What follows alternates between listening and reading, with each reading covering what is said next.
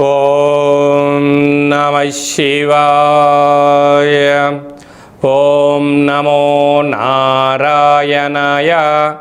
నరదృష్టి నివారణ కాల భైరవాయ నమో నమః. హరి ఓం.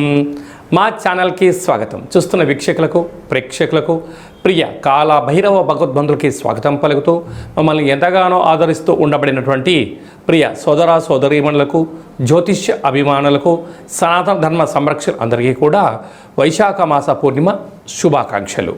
విశేషమైనటువంటి ఈ వైశాఖ మాసంలో పూర్ణిమ గగనంలో ఆకాశంలో ఎంత వెలుగు ప్రసాదిస్తుందో అలాగనే శ్రీ లక్ష్మీ సమేత నవనారసింహ స్వామికి ఆశీస్సులు అందరిపైన ఉండాలని, అందరినీ చల్లగా చూడాలని కోరుకుంటూ మనసారా ఆశీర్వచనం.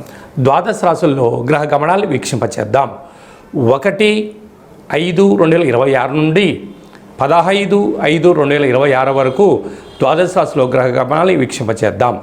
మేషరాశిలో ఏడాది తర్వాత రవి భగవానుడు సంచార స్థితి, అక్కడే బుధ సంచార స్థితి, బుధాదిత్య రాజయోగము మరియు శుక్రుడు స్వక్షత్రకారకుడు వృషభ రాశిలో, మిథున రాశిలో దేవగురు బృహస్పతి సంచార స్థితి, సింహరాశిలో కేతు సంచార స్థితి, కుంభరాశిలో రాహు సంచార స్థితి, మీనరాశిలో కుజుడు మరియు శని భగవానుడు సంచార స్థితితో ద్వాదశ రాశుల్లో గ్రహ గమనాలు ఈ విధంగా ఉన్నాయి. వృశ్చిక రాశి వారు తస్మాత్ జాగ్రత్త. ఎన్నడూ లేని విధంగా పంచమ స్థానంలో కుజశనుల కలయిక, షష్టమ స్థానంలో రవి బుధుల యొక్క సంచార స్థితి రెండూ అనుకూలం కాదు అని చెప్పి గమనించాలి. వృశ్చిక రాశిలో ఏ ఏ నక్షత్రాలు వస్తాయి అనగా విశాఖ నక్షత్రంలోని చివరి పాదం 4వ పాదము, అనురాధ నక్షత్రంలోని 4 పాదాలు, జ్యేష్ఠ నక్షత్రంలో 4 పాదాలు కలిపితే వృశ్చిక రాశి. రాశాధిపతి కుజ భగవానుడు. వీరికి అర్ధాష్టమ రాహు అనుకూలంగా లేదు. సంతాన స్థానంలో ఏడాది తర్వాత కుజశనుల కలయిక, రుణరోగ శత్రుకారకుడు కుజుడు, ఆయుకారకుడు ప్రాణదాత శని భగవానుడు, ధర్మ ప్రదాత న్యాయ నిర్ణేత. 6వ స్థానంలో ఆరోగ్యకారకుడు, ఆత్మకారకుడు, పితృకారకుడు రవి.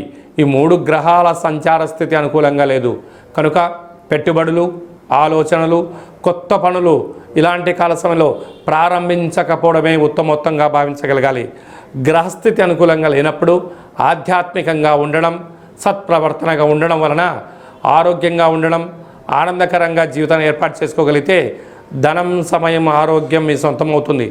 కాకపోతే కలియుగ కాలంలో కాసు లేకపోతే జీవనం ఉండదు, ఆరోగ్యం లేకపోతే ఆనందం ఉండదు. కనుక ఈ రెండూ లేకపోతే మనిషి మనుగడనే ఉండదు.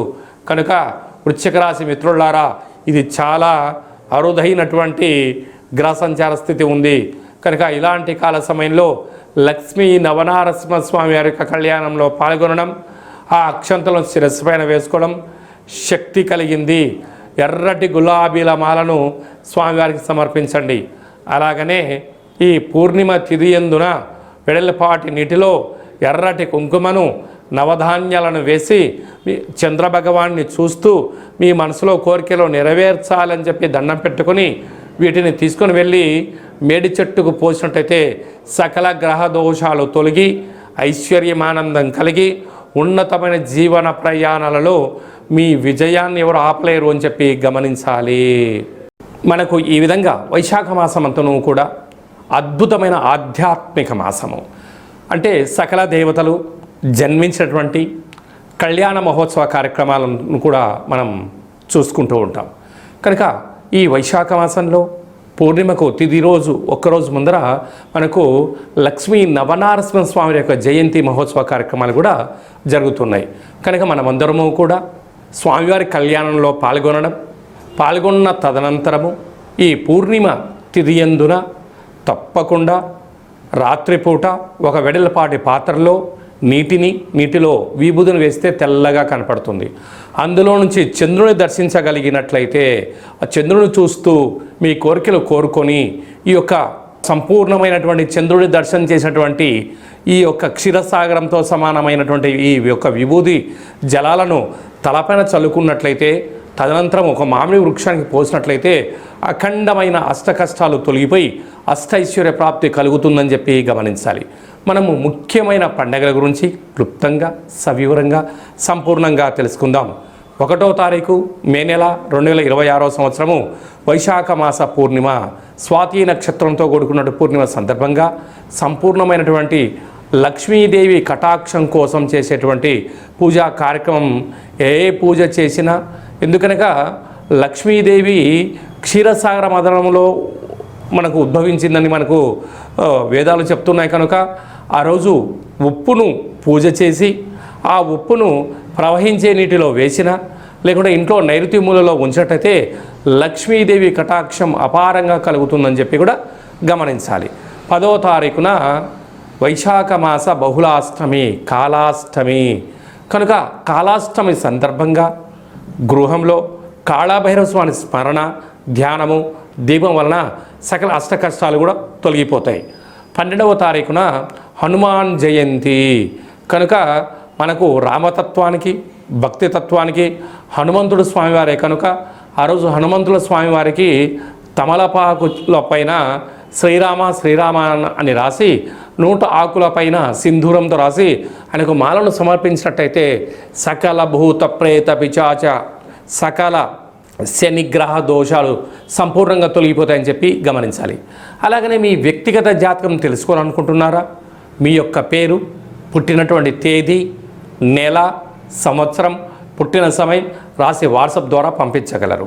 అలాగనే డేట్ ఆఫ్ బర్త్లో లేనటువంటి వారు మీ యొక్క పేరు, మీ యొక్క ఫోటోను వాట్సాప్ ద్వారా పంపించగలిగినట్లయితే గవ్వళ ద్వారా, రమణ శాస్త్రం ద్వారా, కాళభైరవ ఉపాసన చేత భూత భవిష్యత్ వర్తమానాన్ని తెలియజేయడం జరుగుతుంది. మీ డేట్ ఆఫ్ బర్త్లు పంపించినట్లయితే 100 సంవత్సరాల జాతకం రాసి పంపించి మీరు పుట్టినప్పుడు గ్రహ గమనాలు ఎలా ఉన్నాయి, ప్రస్తుతం ఎలా ఉంటున్నాయి, భవిష్యత్తులో ఎలా ఉండబోతున్నాయో సవివరంగా సంపూర్ణంగా తెలియజేయడం జరుగుతుందని చెప్పి గమనించాలి. అపాయింట్మెంట్ తీసుకొని సంప్రదించగలరు.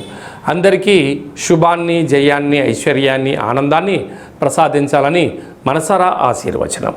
శతమానం భవతి శతాయు పురుష సతేంద్రియ ఆయుష్యేవేంద్రియే ప్రతిష్టతి ధనం ధాన్యం బహుపుత్రలాభం శత సంవత్సరం దీర్ఘమాయు సర్వే జనా సుఖినో భవంతు లోకా సమస్తా సుఖినో భవంతు సర్వం కాళభైరవ దేవతార్పణమస్తు. హరి ఓం. ఈ వీడియో మీకు నచ్చినట్టయితే మా ఛానల్ని సబ్స్క్రైబ్ చేసుకోండి, లైక్ చేయండి. ఈ ఆధ్యాత్మిక భక్తి సమాచారాన్ని భగవద్బంధులకు, మిత్రులకు చేరవేసి హిందూ ధర్మాన్ని కాపాడండి.